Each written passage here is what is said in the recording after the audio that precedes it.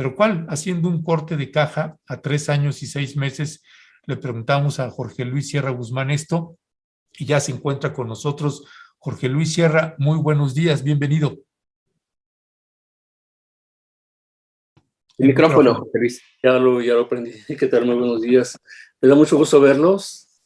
Muchas gracias por invitarme. Siempre encantado de estar con ustedes y de participar con Rompeviento y con este programa. Al contrario, gracias. Qué bueno que estás de vuelta, mi querido Jorge Luis. Un abrazote. Un abrazote también. Respondiendo un poco a la pregunta de Ernesto, creo que el balance es un balance con bastantes tonos grises. Es difícil decir que este gobierno ha fracasado en materia de seguridad nacional, pero también es muy difícil decir que ha tenido éxito en materia de seguridad nacional.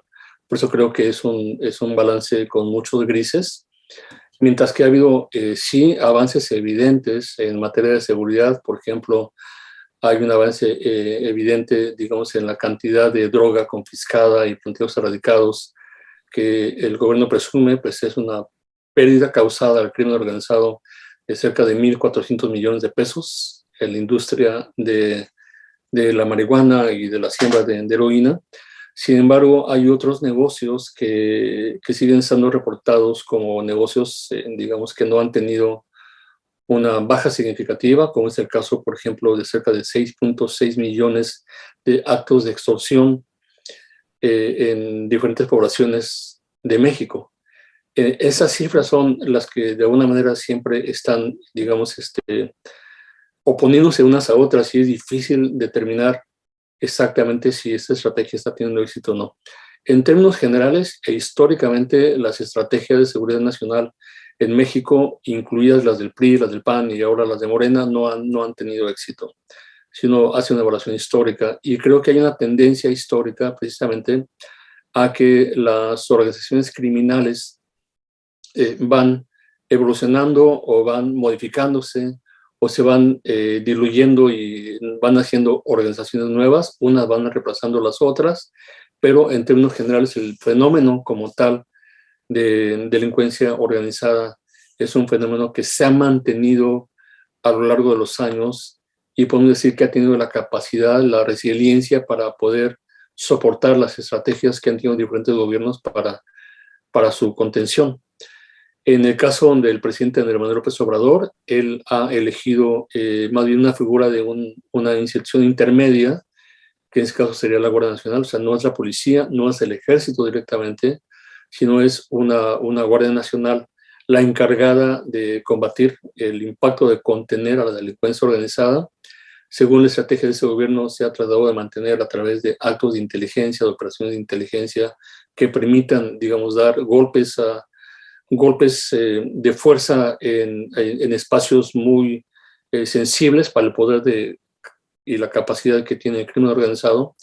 Ha sido esa la estrategia, y por otra parte también una estrategia de protección de muchos bienes nacionales, ¿no? Protección de aeropuertos, protección de carreteras, protección de puertos, y la Guardia Nacional tiene entonces desplegados diferentes unidades o batallones a lo largo de todo el país, protegiendo las instalaciones que el gobierno considera de seguridad nacional.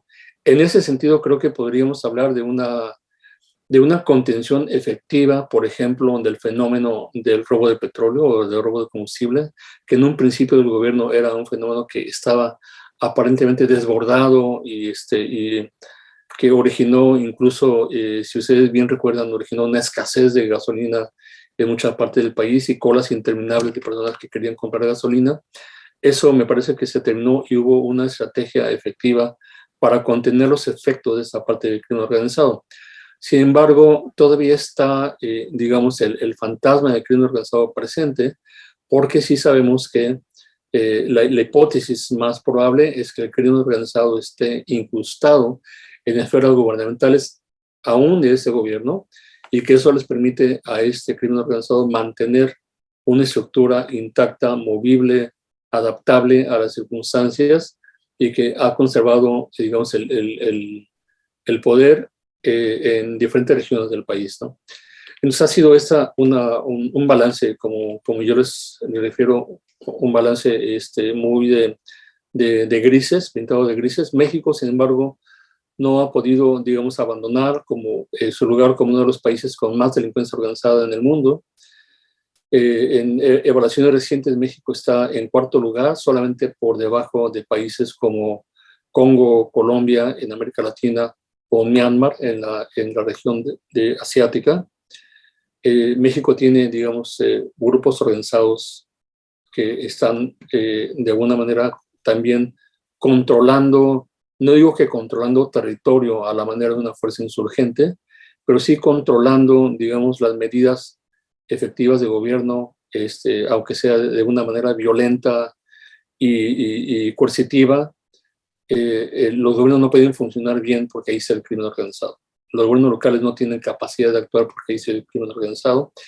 Y se requiere una fuerza federal en muchos municipios que cuando llega, y eso ha sido una constante que hemos visto desde Fox, no es solamente de López Obrador, cuando llega, es alguien desbandada de unidades de crimen organizado, que se van, se esconden en el efecto llamado cucaracha y después regresan ya que la fuerza federal se fue.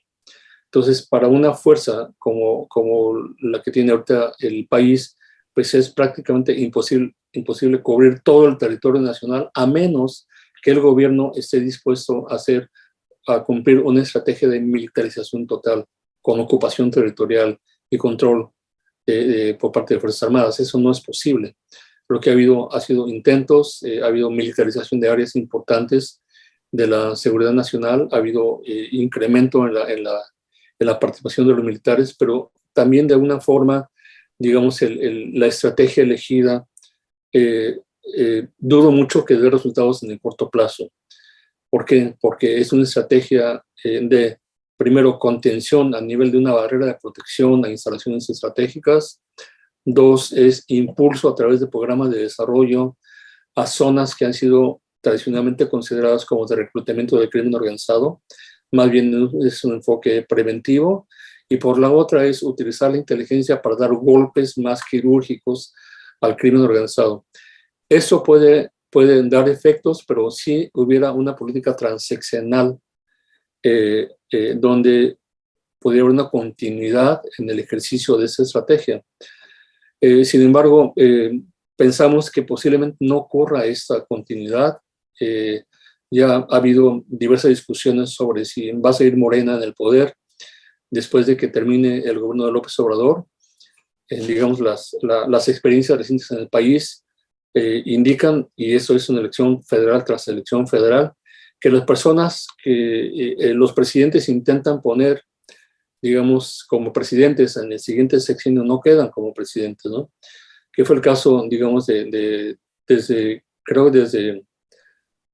Carlos Salinas de Gortari, que intentó poner a Luis Donaldo Colosio, y Luis Donaldo después fue asesinado en Lomas Taurinas. No quedó la persona que iba a ser el candidato de Carlos Salinas de Gortari. También el mismo Fox tenía otro candidato. Calderón tenía a su esposa, quería que fuera la presidenta del país. Enrique Peña Nieto quería que fuera uno de sus miembros de su gabinete que quedara como presidente y no quedó.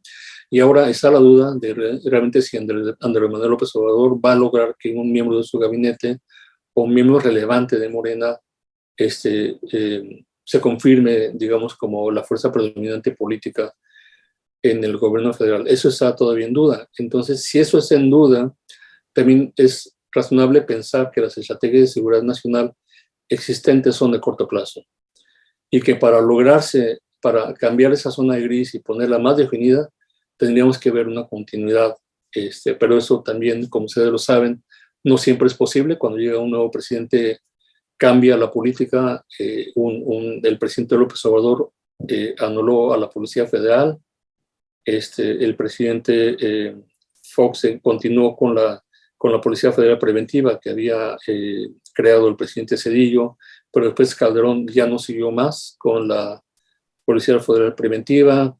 Entonces el presidente Peña Nieto quería intentar la Gendarmería Nacional y no la logró. Entonces cada presidente va intentándolo hacer a su propia manera. Eso genera un fenómeno de una política nacional que debiera ser de largo plazo interrumpida, fragmentada, con metas a corto plazo, sin muchas capacidades de presentar éxitos, mientras el crimen organizado pues, ha sido más bien una constante. Desafortunadamente, creo que esos rasgos alcanzan a percibir que México tiene lamentablemente pocas perspectivas de sacudirse el fenómeno del crimen organizado si no hay una estrategia radicalmente diferente que implique una unidad nacional más allá del interés partidario, que tome los retos del país, digamos, en serio, que se vista una camiseta más bien de México y no una camiseta de partido, y que entonces así en esa unidad pueda haber un cambio en el sistema de gobierno y se pueda eliminar fenómenos como el de la impunidad, que se pueda eliminar también fenómenos, digamos, desde la raíz de la corrupción,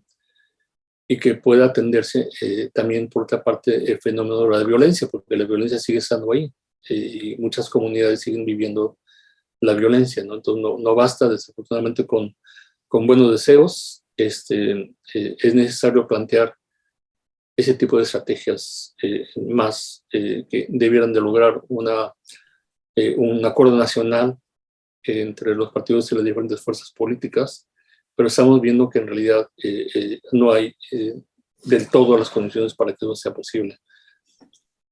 Así las cosas no son fáciles. No, para nada son fáciles, Jorge Luis.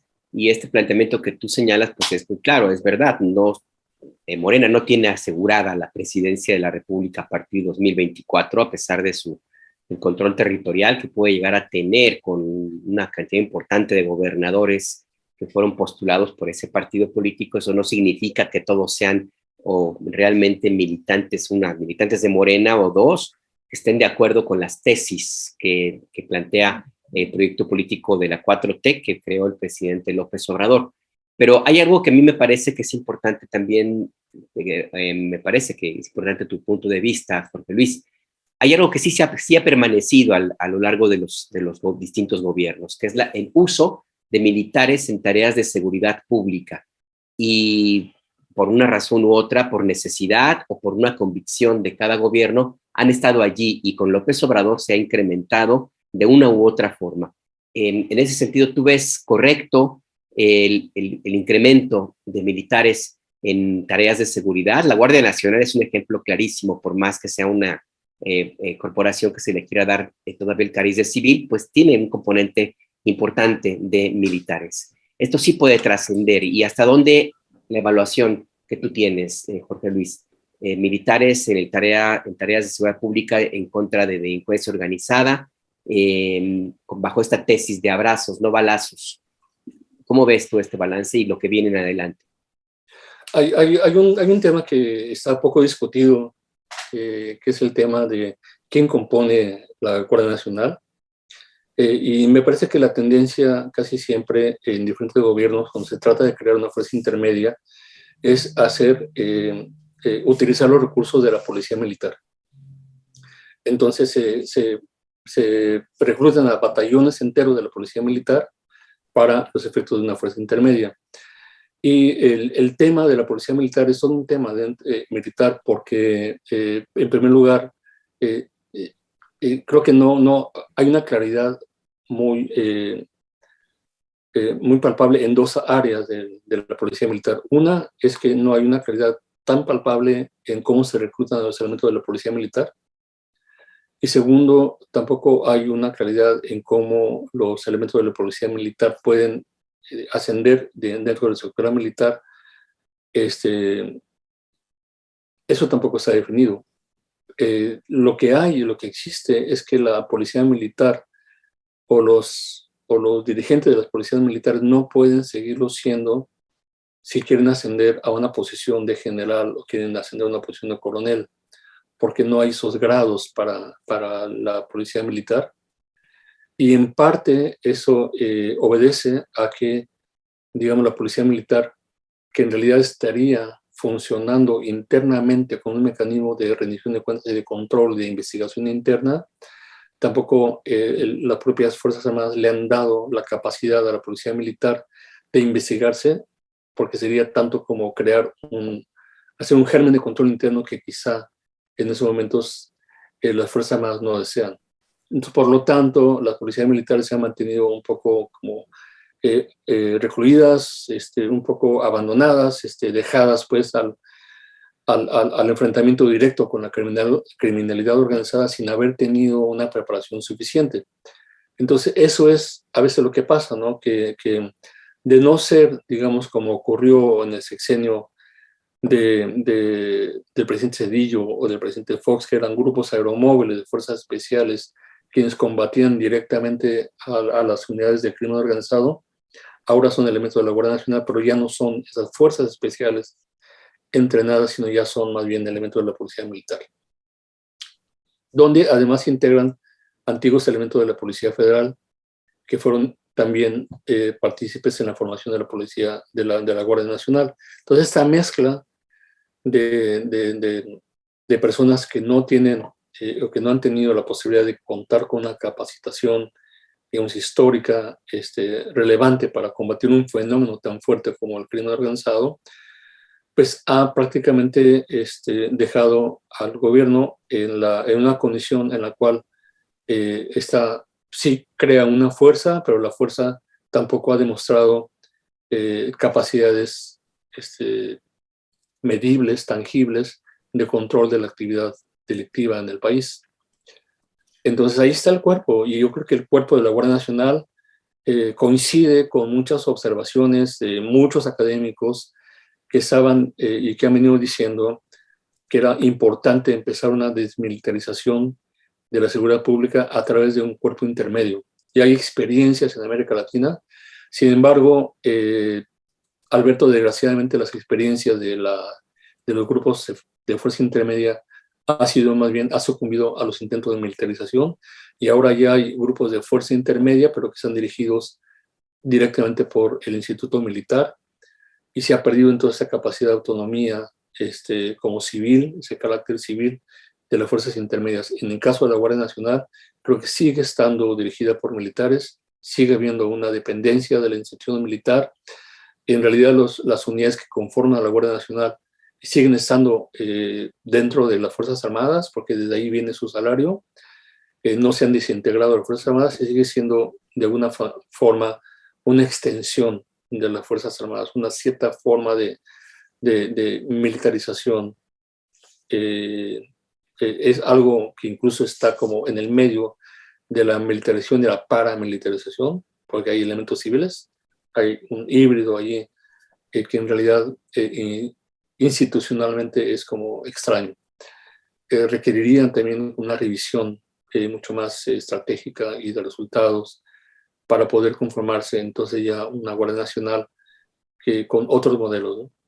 Otros modelos como podría ser, no sé, países que han logrado el funcionamiento, y no es una receta que deban ser civiles. Ha habido guardias nacionales que son militares, pero que han obrado con mucha eficacia cuando el país tiene un control civil efectivo sobre las Fuerzas Armadas. Cuando las Fuerzas Armadas rinden cuentas, cuando hay cierto control, cuando hay el estamento civil, es un estamento fuerte. En el caso mexicano, me parece que eso no se ha dado del todo históricamente. Hay muy pocos civiles capacitados, digamos, en el área del nuevo gobierno. Fue cuando se empezaron a abrir, digamos, la posibilidad de que funcionarios del gobierno de Morena pudieran tomar cursos, maestrías en los centros universitarios militares, y por tanto enterarse de cuestiones de política de seguridad nacional y política de defensa.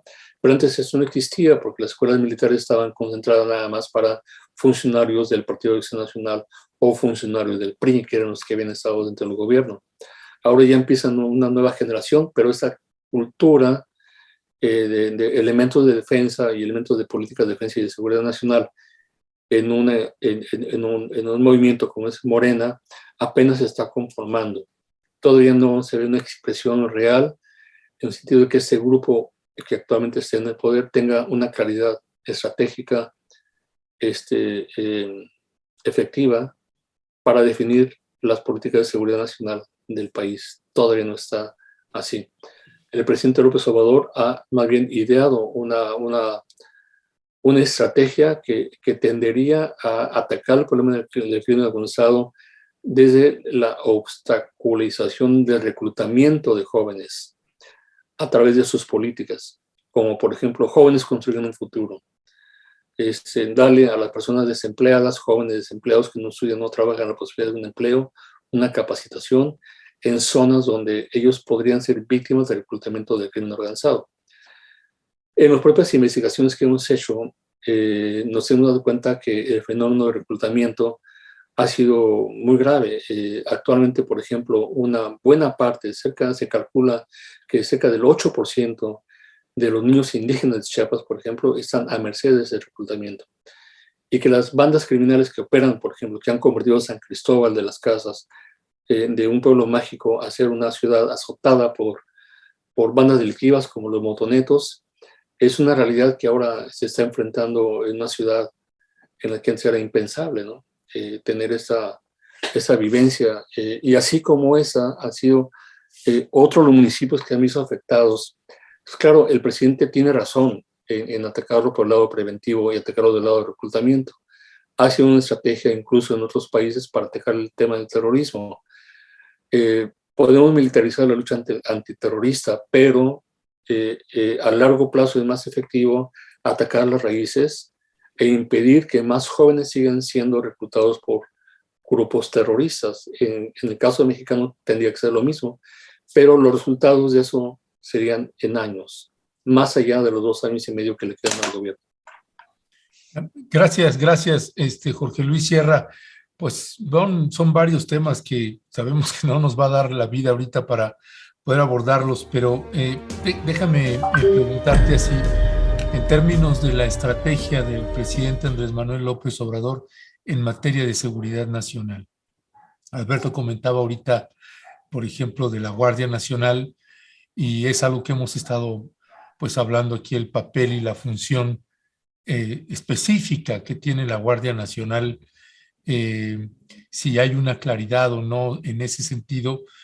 Y ahorita que hablas de la estrategia del presidente López Obrador en materia de seguridad nacional, ¿cómo lo estamos entendiendo? ¿Que es una estrategia a largo plazo y que puede ser eficaz solo si es transeccional o no? Pero si no es transeccional, no va a servir prácticamente de nada. Y te lo pongo dos ejemplos en ese sentido. El uno es que eso es algo que luego tenía discusiones con el presidente ahí en la mañanera, cuando me daban la palabra antes, pero es que es de la situación de las víctimas, que le señalaba una y otra vez, pero es que hay víctimas. Sí, pero es que ustedes quieren que nos confrontemos y eso genera más violencia y más sangre. Y lo que nosotros hemos documentado, por ejemplo, ahora en municipios como Aldama, Chiapas, es que pues muchísimos jóvenes, prácticamente todos o casi todos, se han estado yendo. Es decir, hay un desplazamiento forzado de muchísimos jóvenes, hombres y mujeres, ¿no? Que se han estado saliendo porque pues simplemente no se confrontó a gente que pues finalmente terminamos descubriendo que no solamente tenían vínculos paramilitares, sino que estaban vinculados con un cártel que está operando ahí en la zona altos del estado de Chiapas. Y ver a la gente a la intemperie, pues genera, pues es difícil no cimbrarse, Jorge Luis, y simple y llanamente la decisión es no intervenir, y al no intervenir uno entiende una parte que yo celebro que no sea la lógica de Felipe Calderón o Peña Nieto, pero en la otra tengo la impresión, con base a lo que hemos podido documentar en Tamaulipas y en Chiapas, es que pues los abandonó a poblaciones que uno, entrevistándonos con las víctimas que están buscando a sus familiares, dicen, es que nosotros entendemos que es la intención del presidente López Obrador, pero por ejemplo en Tamaulipas me decían, pero ahorita estamos peor, están operando mucho más sueltos y con más libertad que antes. Y entonces es donde uno coloca la pregunta que le hemos dicho, si tiene que modificar la estrategia de seguridad nacional o no, porque no se está atendiendo en lo inmediato casos de urgencia, más allá de pensar en la estrategia del mediano y largo plazo. El otro ejemplo es lo que tú estás hablando de los programas para atender las causas que generan esta violencia, como Jóvenes Construyendo el Futuro o Sembrando Vida. En el norte del país, particularmente Sonora, Sinaloa y Tamaulipas. Lo que nosotros hemos documentado es que tienen el control los cárteles de lo que ingresa. Las personas que van llevando los recursos y que van haciendo los listados, pues los dejan pasar. Antes no los dejaban, ahora les dejan pasar, y en los poblados pues se tienen que mochar. Todas las personas que están enlistadas tienen que mocharse. Finalmente, los cárteles están usando esos recursos. No sabemos si el presidente lo sabe o no lo sabe, pero pues no hay manera de decírselo ahora. ¿Qué decir de esta parte, Jorge Luis, que nos parece que nos preocupa muchísimo, particularmente lo que vamos documentando ahí en campo y lo que se mira, pues que finalmente es la gente la que lo vive ahí, ¿no?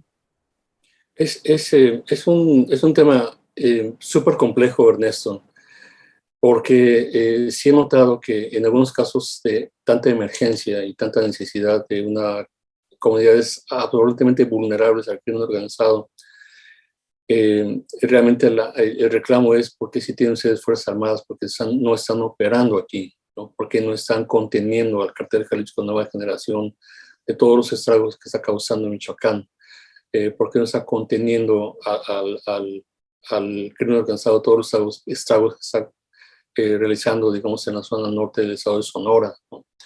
En esos municipios que están siendo afectados completamente por el crimen organizado. ¿Por qué no se opera allí? ¿Por qué no se...? Entonces, y claro que eso se contrastado con esa frase retórica de queremos abrazos, no balazos, pues es algo que está contrastando y genera una idea, digamos, de frustración por parte de la comunidad, y esa frustración es absolutamente comprensible.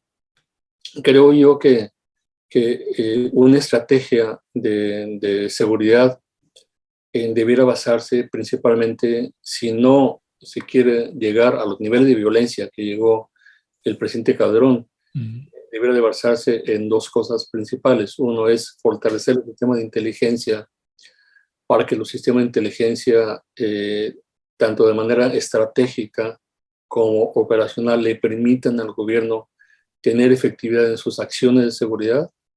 Eso implicaría al mismo tiempo que el gobierno tuviera entonces otro énfasis, no solamente en la inteligencia, sino en la destrucción del montaje financiero que le permite a esas organizaciones mantener su flujo logístico, mantener dinero para sus armas, mantener dinero para pagarle al crimen organizado, etc. Si se corta el flujo de dinero, como hemos visto que ocurrió, por ejemplo, en el caso de los Zetas, puede haber un efecto inmediato muy grande y nocivo, de que es que se diversifica el negocio y empiecen entonces ya a tratar de controlar vinaterías, establecimientos de venta de tamales, imponer el impuesto criminal en todas partes en donde puedan, porque no tienen fondos para seguir operando. Eso ocurre. Pero también lo que puede ocurrir es que, digamos, la organización como tal deje de funcionar porque ya no tiene ese flujo financiero. Entonces, si hay un corte de los flujos financieros, si hay un trabajo internacional de investigación de a dónde van a dar el dinero que está obteniendo la criminalidad organizada, en dónde está, en qué paraísos fiscales está, y hay una persecución hacia esos fondos, entonces se estará dando una especie de ahogamiento financiero a la delincuencia organizada, al mismo tiempo que se están dando ataques, digamos, quirúrgicos a los centros de comando de los grupos criminales. Creo yo que esa es la estrategia que ha seguido López Obrador. Creo que es la estrategia que cuando él habla de abrazos no balazos, significa abrazos a la comunidad, ¿verdad? Y no balazo porque la comunidad sale afectada. Eso es lo que yo creo que a lo mejor no lo he explicado bien, o se tarda 20 años en explicarlo y no se puede comprender bien, pero creo que eso ha sido de alguna manera esa figura retórica, ¿no? Lo cual es, sí, ciertamente diametralmente opuesta a la que sigue el presidente Calderón, porque ya no estamos hablando, por ejemplo, del mismo número de bajas colaterales que existían, y ya hemos visto la existencia de otros incidentes como los del TEC de Monterrey, donde fueron asesinados esos 2 estudiantes. Ahora estamos viendo otro tipo de incidentes, ¿no? La violencia no ha reducido, obviamente, pero si no se atacan esos 2 polos importantísimos de destruir los centros de comando, desarticularlos y cortar, digamos, la logística financiera de las organizaciones, esas se pueden recomponer y generarse nuevas estructuras de mando, cambios, alianzas, etcétera, para mantener el negocio en forma. Entonces, las voces que hay para militarizar o que actúe la fuerza militar, creo que son imperiosas. Y yo te voy a dar el ejemplo de dos experiencias en donde la presencia de las Fuerzas Armadas fue importante para evitar más derramamiento de sangre. Uno fue asesinato o agresiones constantes que tenía el semanario Z en Tijuana, que se cortaron hasta que los dirigentes de Z y las propias instalaciones del semanario se vieron custodiadas por unidades militares permanentes. Hasta ahí se paró la violencia. No quiere decir que estén exentos, pero es algo que desalienta a las organizaciones criminales. La otra fue una experiencia de secuestro de periodistas en la zona de La Laguna, en Torreón, en donde había combate de 2 fuerzas, Cartel del Golfo y Cartel de Sinaloa, combatiendo por el control de la zona, secuestrando periodistas. El tema no se solucionó hasta que no intervino la región militar y localizó al grupo de secuestradores que estaban llevándose a los periodistas. Después de que ocurrió esa acción militar, no volvió a ocurrir ningún secuestro de periodistas en la zona. Entonces, si el gobierno federal decide hacer operaciones quirúrgicas con las Fuerzas Armadas en aquellos lugares donde la población está absolutamente a merced y vulnerable ante los grupos criminales, yo creo que ahí podría justificarse necesariamente la acción de las Fuerzas Armadas. Si la policía es corrupta, si es insuficiente, si no está entrenada, si solamente los militares tienen la capacidad y el entrenamiento y tienen además dentro de su orden de acción no disparar contra civiles, siguen, digamos, un protocolo de actuación que permita obrar con derechos humanos, pues eso sería una situación ideal. De otra forma, llamar a las Fuerzas Armadas a combatir a criminales y enfrentarse donde sea, porque están en esas comunidades, sin haber una política por detrás, me parece como arriesgado, ¿no? Sí deberá de haber entonces una comunicación y puertas abiertas, un entendimiento entre la sociedad civil y las Fuerzas Armadas. Sabemos que es difícil, ya ha habido una experiencia y precisamente participamos en ella, tuvimos, digamos, el privilegio de poder participar en un diálogo entre el grupo de seguridad, donde participó la Armada, el Ejército, el CISEN, al principio del gobierno de Fox, junto con un grupo de derechos humanos. Estaba el Centro Miguel Educación Pro, estaba el Fray Bartolomé de las Casas, ahí. Sí, estaba también. Única. Y de ahí, en realidad, la idea era como crear vasos de comunicación para que la sociedad civil entendiera a los militares y los militares entendieran cómo funcionaba la sociedad civil y crear puntos de contacto para lograr un entendimiento. De ese grupo de trabajo, que después siguió su propia ruta, creo que terminó modificando el Código de Justicia Militar y abriendo la posibilidad para que los militares fueran enjuiciados en cortes civiles. Ahí fue como se hizo la reforma al Código de Justicia Militar, pero creo que fue resultado de ese acercamiento que hubo.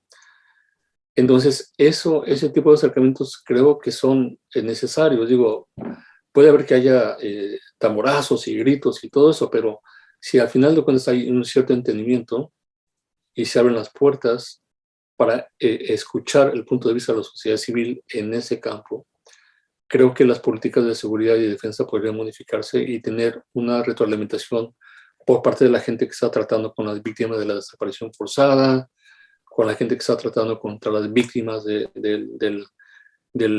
digamos, de la violencia intradoméstica, contra miles de esas formas de violencia que está viviendo la comunidad actualmente. No sé si sea esto quimérico, Ernesto, no sé si sea un sueño o sea simplemente algo pero si al menos en el país hubiera un intento así, creo que las cosas podrían funcionar de manera diferente. Pues sí, quimérico es una buena forma de definirlo, mi querido Jorge Luis, porque ya va mucho tiempo de darle vueltas a la misma receta y pues nomás no se ve la salida. De mi parte te quiero agradecer esta conversación. Yo me quedo con varias preguntas, pero el tiempo ya se nos vino encima. Ojalá que podamos tener una plática como esta un poco más adelante, mi querido Jorge Luis. Gracias, un abrazote. Un abrazote. Dejemos esto. La próxima semana lo volvemos a secuestrar a Jorge Luis Sierra y aquí estaremos porque de veras se quedan muchos temas ahí en la mesa. Sabemos que es un tema complejo, sabemos que el presidente López Obrador, pues en este escenario, y hay que ponerse, como ya lo hemos dicho, en los zapatos del otro y a ver qué decide hacer uno, y pues no es tan fácil, pues consideramos que hay una buena intención y lo que uno intenta es colocar pues donde vemos que hay puntos débiles y que se tienen que fortalecer. Además de esta tensión que señala Jorge Luis de manera estructural que tiene que ver con pues con estas venas de recursos que tienen estos cárteles y que pues eso los mantiene ahí con vigencia y no solamente eso, sino que se van expandiendo en otras partes de la República Mexicana. Y el otro punto con el que me despido también que señala Jorge Luis es con esto de las operaciones quirúrgicas. Nosotros consideramos que ojalá hicieran más operaciones quirúrgicas. Hay lugares donde no puedes quedarte así nada más por evitar una confrontación, porque el daño está siendo peor, porque ahí sigue habiendo ejecutados, desapariciones y muchos desplazados, pues, ¿no? Así que bueno, pues son temas que sabemos que son polémicos, no hay verdades absolutas en eso, pero sí tenemos un especialista como Jorge Luis que tiene un ángulo y una mirada que siempre vamos a agradecer. Jorge Luis, te mandamos un fuerte abrazo, seguimos al habla, muchas gracias. Igualmente, un abrazo a los dos y al auditorio también. Gracias. Hasta luego, cuídate.